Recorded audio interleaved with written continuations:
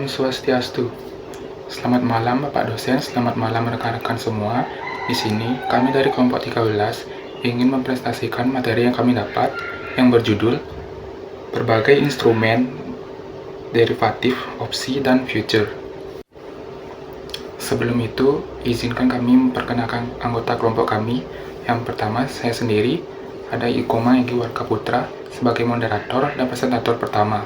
Yang kedua, ada Imadi Gede Juniawan Partikan Jaya, absen 4 sebagai presentator kedua. Materi pertama yaitu definisi dan macam-macam sekuritas derivatif. Efek derivatif merupakan efek turunan dari efek utama baik yang bersifat penyertaan maupun utang. Efek turunan dapat berarti turunan langsung dari efek utama maupun turunan selanjutnya. Derivatif merupakan kontrak atau perjanjian yang nilai atau peluang keuntungannya terkait dengan kinerja aset lain. Aset lain ini disebut sebagai underlying asset. Dalam pengertian yang lebih khusus, derivatif merupakan kontrak finansial antara dua atau lebih pihak-pihak guna memenuhi janji untuk membeli atau menjual aset atau komoditis yang dijadikan sebagai objek yang diperdagangkan pada waktu dan harga yang merupakan kesepakatan bersama antar pihak penjual dan pihak pembeli. Derivatif yang terdapat di bursa efek adalah derivatif keuangan atau financial derivatif. Instrumen-instrumen derivatif sering digunakan oleh para pelaku pasar, yaitu pemodal dan perusahaan efek, sebagai sarana untuk melakukan lindungi nilai atau hedging atas portofolio yang mereka miliki. Beberapa jenis produk turunan yang diperdagangkan di Bursa Efek Indonesia. Yang pertama ada kontrak opsi saham atau KOS, adalah efek yang memuat hak beli atau call option atau hak jual atau put option atas underlying stock atau saham perusahaan tercatat yang menjadi dasar perdagangan seri KOS dalam jumlah dan strike price atau harga yang ditetapkan oleh bursa untuk setiap seri KOS sebagai acuan dalam exercise tertentu serta berlaku dalam periode tertentu. Yang kedua ada kontrak berjangka indeks efek atau KBIE, adalah kontrak untuk membeli atau menjual suatu underlying atau dapat berupa indeks, saham, obligasi, dan lain-lain yang di masa akan datang. Contoh produk derivatif di pasar modal adalah indeks harga saham, indeks kurs obligasi. Indeks saham dan indeks obligasi adalah angka indeks yang diperdagangkan untuk tujuan spekulasi dan lindung nilai atau hedging. Perdagangan yang dilakukan tidak memerlukan penyerahan barang secara fisik, melainkan hanya perhitungan untung rugi dari selisih antara harga beli dan harga jual. Berbeda dengan saham, obligasi bukti right, dan waran, indeks saham dan indeks obligasi diperdagangkan secara berjangka. Mekanisme perdagangan produk derivatif ini dilakukan secara future dan option. Selanjutnya, di materi kedua ada istilah-istilah dan mekanisme perdagangan opsi. Opsi menunjukkan hak untuk melakukan sesuatu. Karena merupakan hak atau rights, maka pemodal atau manajer keuangan bisa melakukan, bisa pula tidak. Opsi sering disebut financial derivative, atau penyebutan tersebut menunjukkan bahwa instrumen keuangan yang disebut opsi merupakan instrumen keuangan yang muncul karena telah ada instrumen lain, dan penerbitan opsi tersebut dikaitkan dengan instrumen keuangan tersebut. Karakteristik opsi dapat diidentifikasi pada berbagai keputusan keuangan yang menimbulkan pilihan bagi pemodal. Misalnya, dalam keputusan investasi, kita mungkin dihadapkan pada adanya kemungkinan atau pilihan untuk membatalkan investasi tersebut. Dalam memilih sumber pendanaan, pemberi pinjaman mungkin memberikan opsi bagi kita untuk membatalkan perjanjian apabila kita menginginkannya. Hak untuk memilih tersebut akan mempunyai nilai, dan bagaimana menaksir nilai hak atau right tersebut perlu dikuasai oleh manajer keuangan. Adapun istilah-istilah penting yang berhubungan dengan opsi sebagai berikut. Yang pertama, ada exercising the option, adalah tindakan apakah akan melaksanakan atau tidak opsi yang dipegang, yaitu hak pembeli atau hak menjual. Yang kedua, ada strike atau exercise price, adalah harga kesepakatan dalam kontrak opsi di mana pemegang opsi dapat membeli atau menjual underlying asset.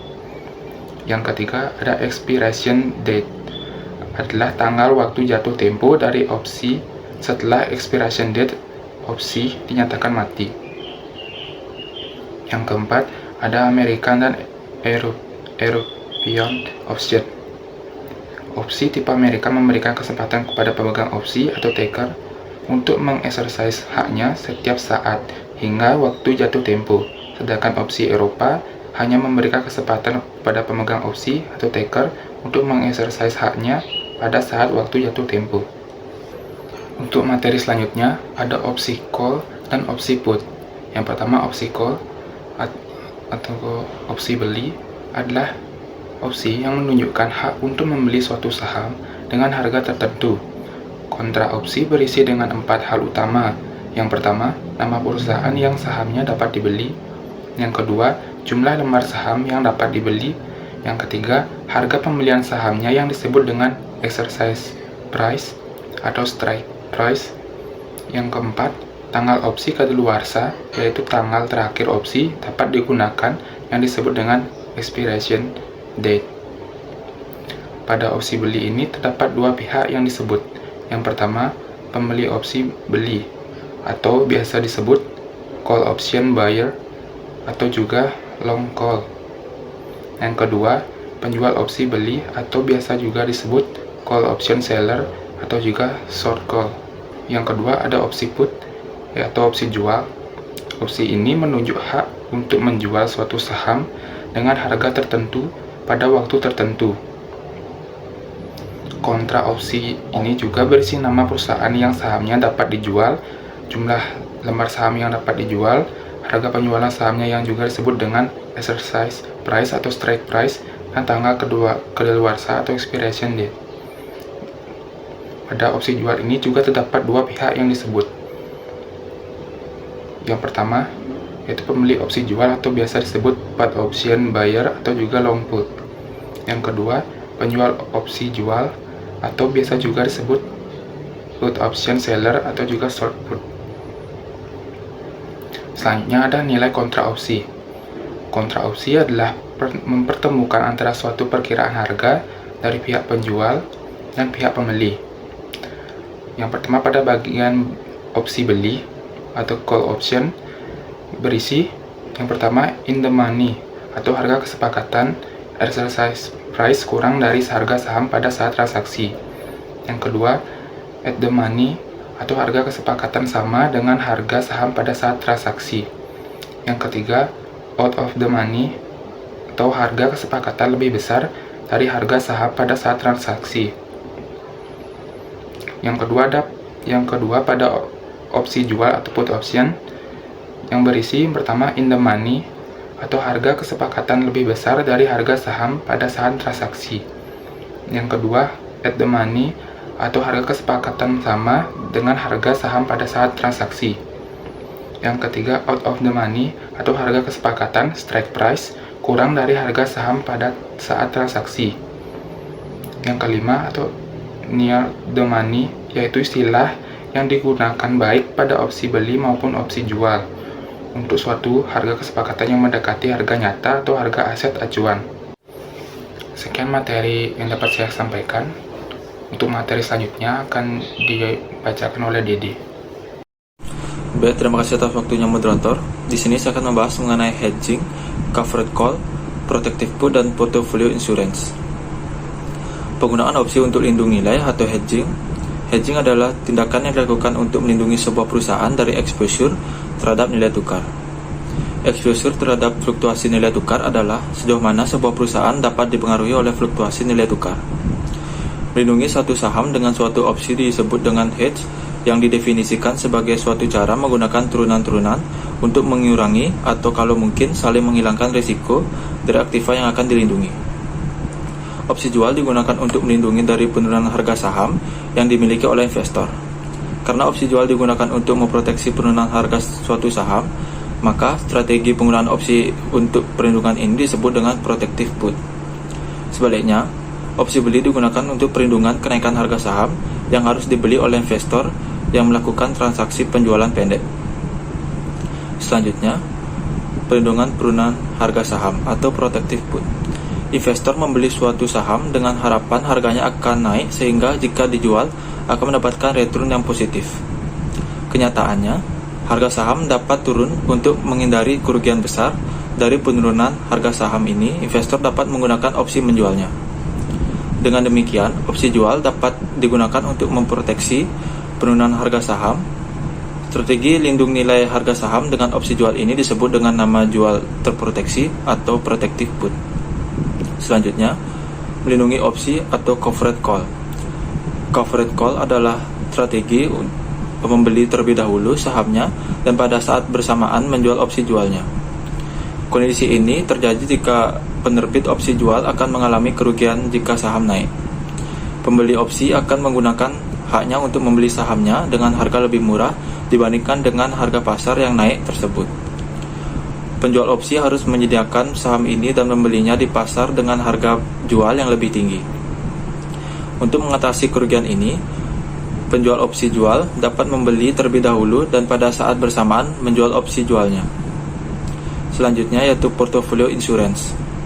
Merupakan strategi investasi di mana berbagai instrumen keuangan seperti hutang dan ekuitas dari derivatif digabungkan sedemikian rupa sehingga degradasi nilai portofolio dilindungi. Ini adalah strategi lindung nilai dinamis yang menggunakan indeks saham di masa depan. Ini menyiratkan membeli dan menjual sekuritas secara berkala untuk mempertahankan batas dari nilai portofolio. Kerja dari portofolio insurance ini mirip dengan membeli sebuah put option index dan juga dapat dilakukan dengan menggunakan opsi indeks yang terdaftar. Selanjutnya yaitu kontrak opsi saham di BI. Kontrak opsi saham atau KOS adalah efek yang membuat hak beli call option atau hak jual put option atas saham induk dalam jumlah dan harga pelaksanaan tertentu, serta berlaku dalam periode tertentu. Sebagai layaknya saham, KOS adalah surat berharga yang juga dapat diperjualbelikan. Namun yang diperjualbelikan adalah hak beli atau hak jual. Hak beli atau call option adalah suatu kontrak di mana pembeli KOS diberi hak oleh penjual KOS untuk membeli saham acuan dalam jumlah dan pada harga pelaksanaan tertentu dan berlaku dalam periode waktu tertentu. Hak jual atau put option adalah suatu kontrak di mana pembeli KOS diberi hak oleh penjual KOS untuk menjual saham acuan dalam jumlah dan harga pelaksanaan tertentu dan berlaku dalam periode waktu tertentu.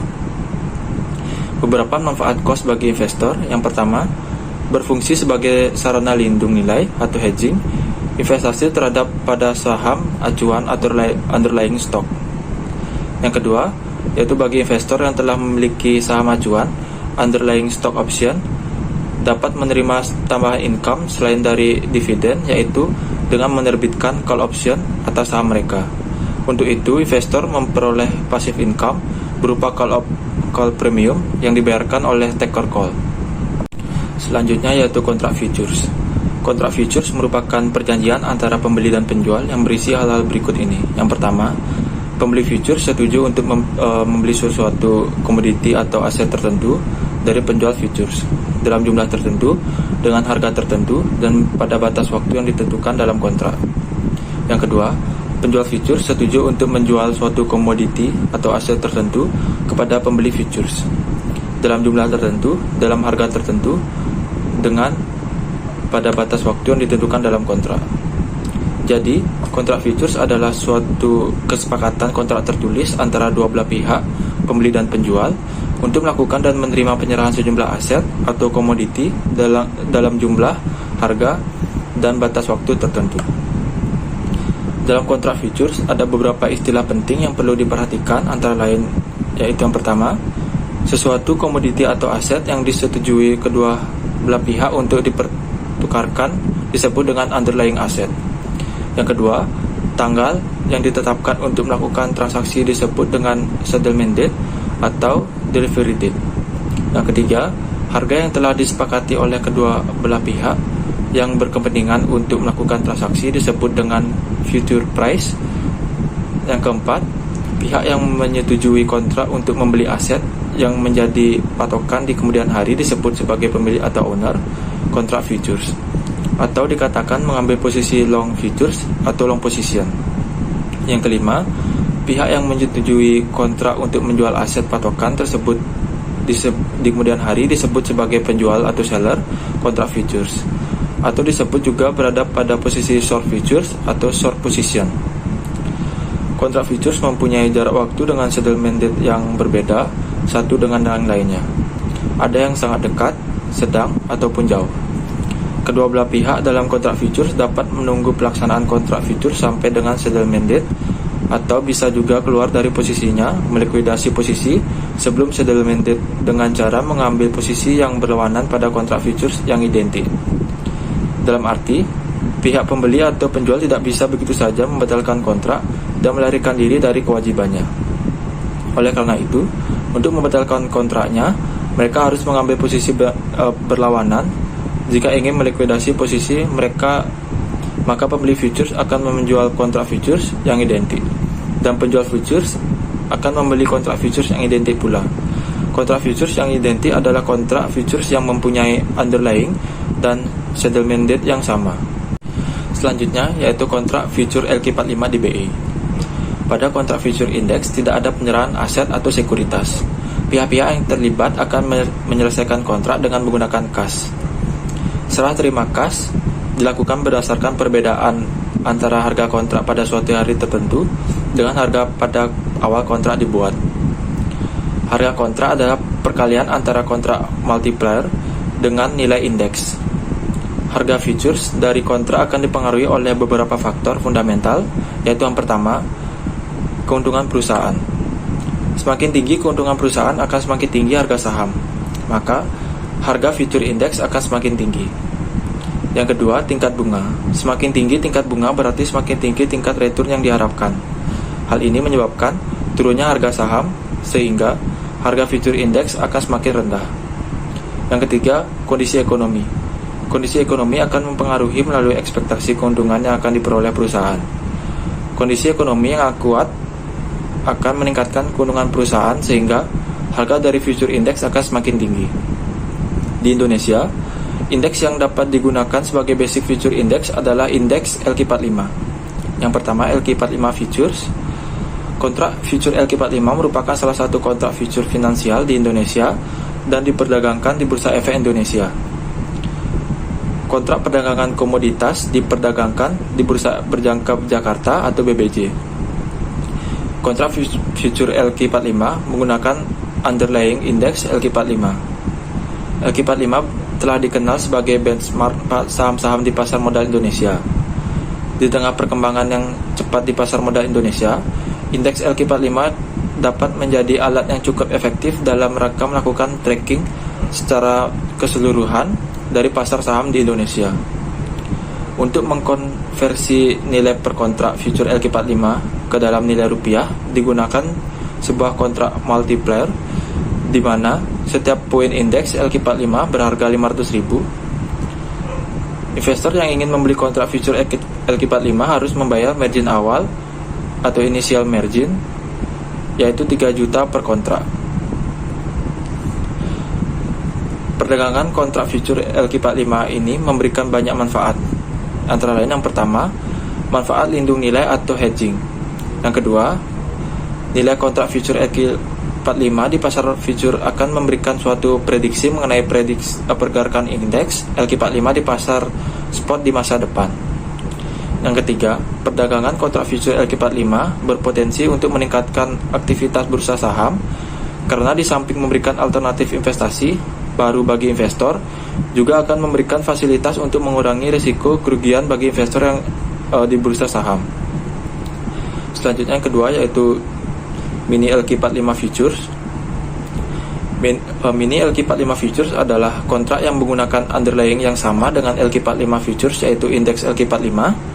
Hanya saja mini LQ45 Futures memiliki multiplier yang lebih kecil, yaitu 100.000 per poin indeks atau 1/5 dari LQ45 Future, sehingga nilai transaksi, kebutuhan margin awal, dan fee transaksinya juga lebih kecil. Produk mini LQ45 Future ditujukan bagi investor pemula dan investor retail yang ingin melakukan transaksi LQ45 dengan persyaratan yang lebih kecil. Dengan demikian, mini LQ45 dapat digunakan sebagai sarana pembelajaran investor retail yang baru akan mulai melakukan transaksi di indeks LQ45. Sekian dari saya kembalikan pada moderator. Baik, selanjutnya adalah kesimpulan dari materi kami, yaitu instrumen derivatif, opsi, dan futures adalah kontrak keuangan yang nilainya bergantung pada aset dasar seperti saham, komoditas, atau mata uang. Opsi memberi hak atau tanpa kewajiban kepada pemegangnya untuk membeli atau menjual aset dasar pada harga tertentu, yaitu strike price, sebelum atau pada tanggal tertentu dengan dua jenis utama, yaitu call membeli dan put menjual. Sementara itu, futures adalah kontrak yang mewajibkan pembeli atau penjual untuk membeli atau menjual aset dasar pada harga dan tanggal yang disepakati di masa depan. Kedua instrumen ini digunakan untuk hedging atau perlindungan risiko atau spekulasi dengan perbedaan utama pada fleksibilitas, kewajiban, dan mekanisme penyelesaiannya. Baik, sekian presentasi dari kelompok kami. Maaf jika ada kesalahan kata saat penyampaian, dan untuk teman-teman yang ingin bertanya, silahkan bertanya pada kolom komentar.